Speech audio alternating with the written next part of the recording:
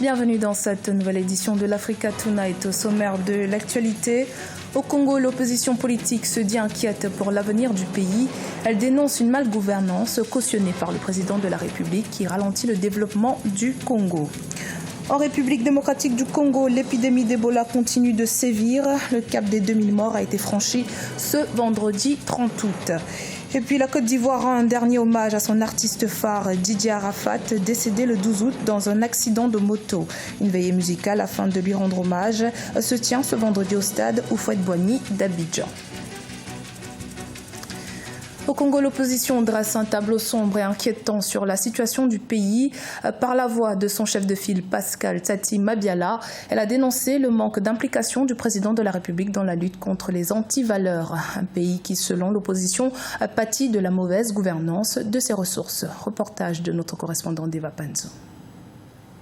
Certains partis politiques de l'opposition ont dénoncé l'inaction du président de la République dans la lutte contre les antivaleurs au cours d'une communication ce mercredi 28 août 2019 à Brazzaville. Pour cette frange de l'opposition, le président Denis Sassou Nguesso encouragerait les crimes économiques de ses proches. Cette reculade du président de la République renvoie un message pour le moins hallucinant. Voler, voler, piller, piller. Détournez, il ne vous arrivera plus rien tant que je suis président de la République et tant que vous appartenez à ma famille politique, à condition de ne pas porter atteinte à la sûreté intérieure de l'État. En clair, vous avez compris, ne pas s'attaquer à mon pouvoir. En effet, l'opposition politique congolaise s'interroge sur la suite à donner au message à la nation devant le Parlement réuni en congrès le 30 décembre 2018 par lequel le président Sassou promettait de sévir énergiquement contre les gros et petits poissons. Concernant les crimes économiques, et nous en avons des suspicions et des suspicions, mais on n'a jamais vu le procureur de la République se lever comme il le fait lorsqu'il s'agit des faits politiques et le pouvoir judiciaire. Et peut-être aussi le pouvoir législatif est un peu influencé par le pouvoir exécutif. Et ce qui fait que cette volonté de départ dans notre pays de lutter contre les antivaleurs s'estompe. En décembre 2018, les députés ont adopté le projet de loi portant création d'une haute autorité de lutte contre la corruption dont les Congolais attendent encore l'élection des membres dirigeants. Celle-ci a remplacé la Commission nationale de lutte contre la corruption qui, dans son dernier rapport d'enquête, mettait en cause plusieurs crimes économiques et leurs auteurs, dont le ministre des Hydrocarbures. Pascal Tsati Mabiala, qui a par ailleurs lancé un appel aux autres plateformes de l'opposition congolaise afin de former un front politique digne de garantir l'alternance démocratique en 2021. C'était lors d'une conférence de presse ce 28 août à Brazzaville. 6 mois après sa ratification, le 8e accord de paix signé entre les autorités de Bangui et 14 groupes armés traîne toujours dans son exécution. Son efficacité est par ailleurs remise en question. En juin dernier, le pays a assisté à la naissance d'un 15e groupe armé issu d'une scission du Rassemblement patriotique pour le renouveau de la Centrafrique qui fait craindre la montée des violences dans le pays. Ce mardi 27 août, Mahamat Al-Khatim, le leader de l'un des principaux groupes armés du pays qui a démissionné du poste de conseiller militaire auprès du gouvernement qu'il occupait depuis la signature de l'accord de Khartoum en février. Il a qualifié ses fonctions fictives et non effectives en présentant sa démission.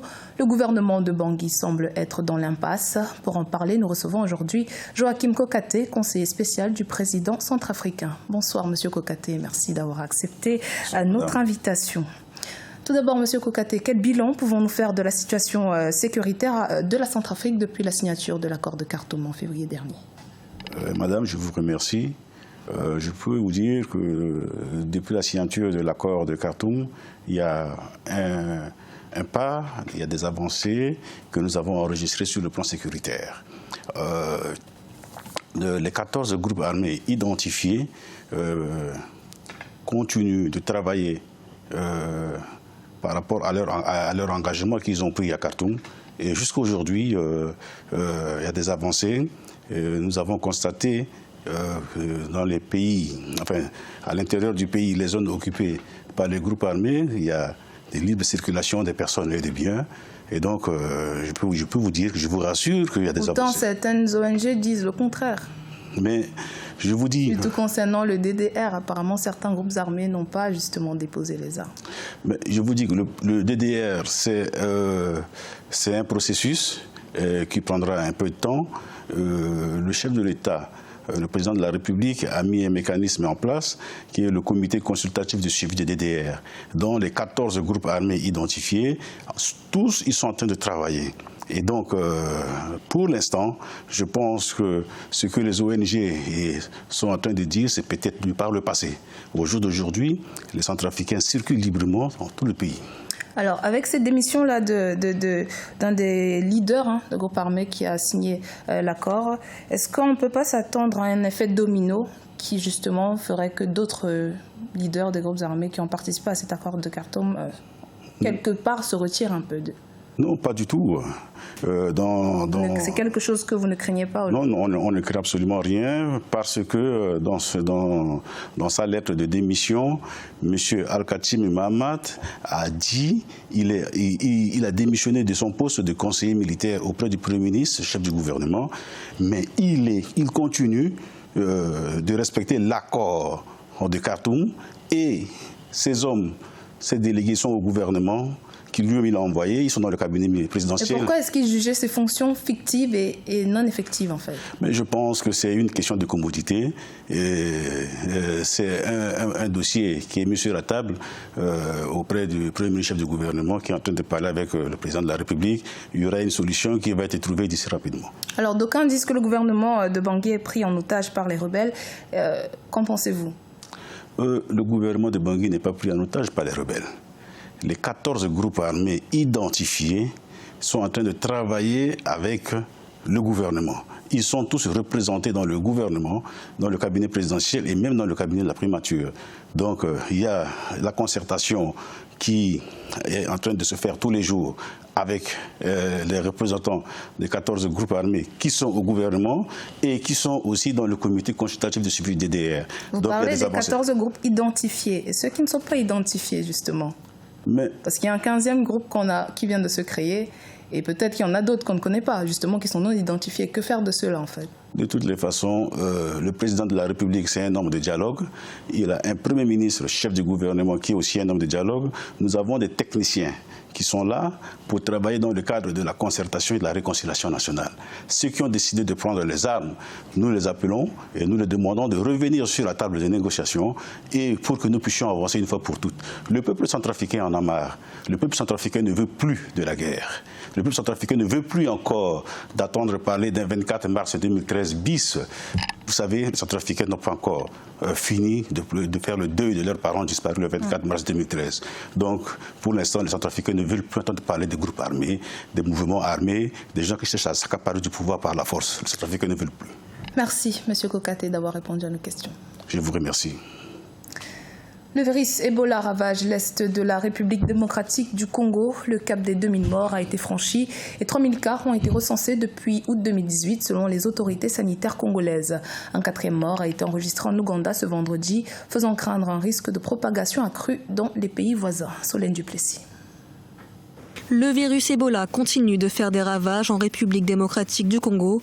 Le nombre de morts a franchi le cap des 2000 selon des données publiées ce vendredi, ce qui en fait la 2e plus importante épidémie d'Ebola, après celle qui a frappé l'Afrique de l'Ouest en 2013 et 2014. En RDC, 3000 personnes ont été contaminées depuis août 2018. Le virus, particulièrement contagieux, provoque la mort de 25 à 90% des cas. Le plus important pour la population est de savoir que le nombre de décès continuera d'augmenter si la communauté ne prend pas conscience du danger. S'ils ne se rendent pas compte qu'il existe des mesures pour empêcher d'autres personnes de mourir. Plusieurs pistes sont actuellement à l'étude pour mettre au point un traitement contre la fièvre hémorragique, mais Ebola continue de sévir dans les provinces à l'est de la République démocratique du Congo, faisant craindre un risque de propagation vers les pays voisins. En Ouganda, une jeune fille venant du Congo est décédée des suites du virus ce vendredi, ce qui porte à 4 le nombre de morts dans le pays. On nous dit que nous devons être vaccinés, mais l'important est que la maladie prenne fin.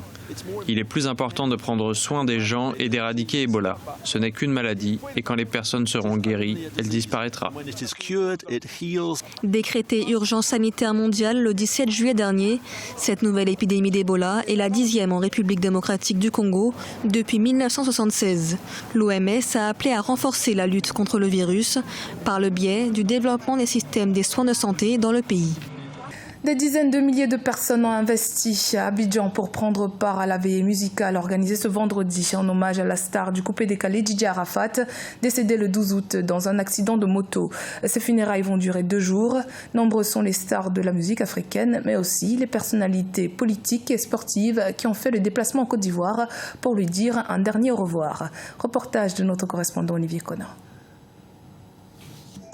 Plus de 150 techniciens chevronnés, c'est l'équipe à la tâche pour réussir l'hommage à feu Didier Arafat.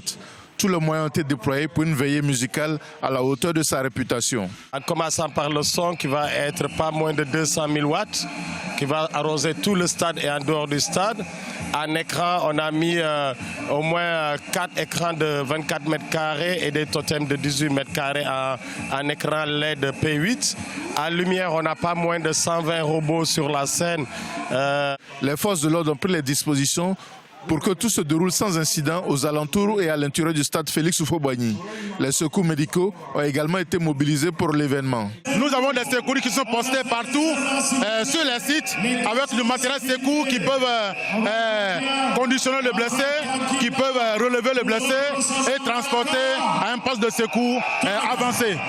Des funérailles grandioses donc pour celui qui était considéré comme le roi du coupé décalé, en présence de nombreuses personnalités politiques, sportives et des grands noms de la scène africaine. De leur côté, les fans de Didier Arafat sont mobilisés pour le dernier hommage à leur idole. Son souvenir restera jamais dans leur mémoire. Mon frère, mon collègue, Yoraba, et puis je suis chinois à vie. Nous sommes là pour rendre hommage à notre très bien-aimé artiste Didier Arafat qui nous a quittés si tôt.